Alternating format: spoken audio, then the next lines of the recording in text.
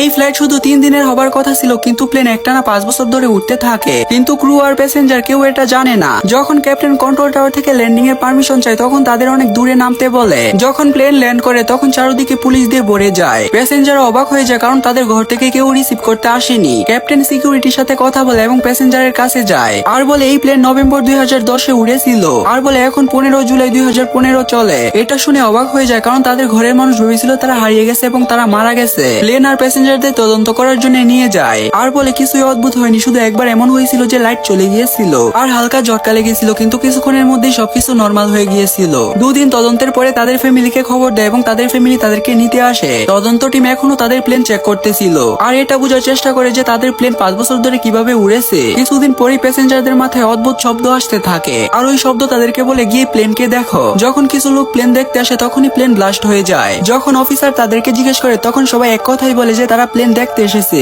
যখন camera check করে তখন কাউকে প্লেন ছুঁইতেও দেখে না। কিছুদিন পরেই প্যাসেঞ্জার থেকে একটি মেয়ে ঘরে মৃত পায় আর এই মেয়েটি কিছুদিন আগে থেকে অনলাইনে লিখতেছিল যে সে সত্যিটা জানে। বন্ধুরা, এই রহস্য জানতে হলে পার্ট 2 দেখার জন্য লাইক করে চ্যানেলটি সাবস্ক্রাইব করে দাও।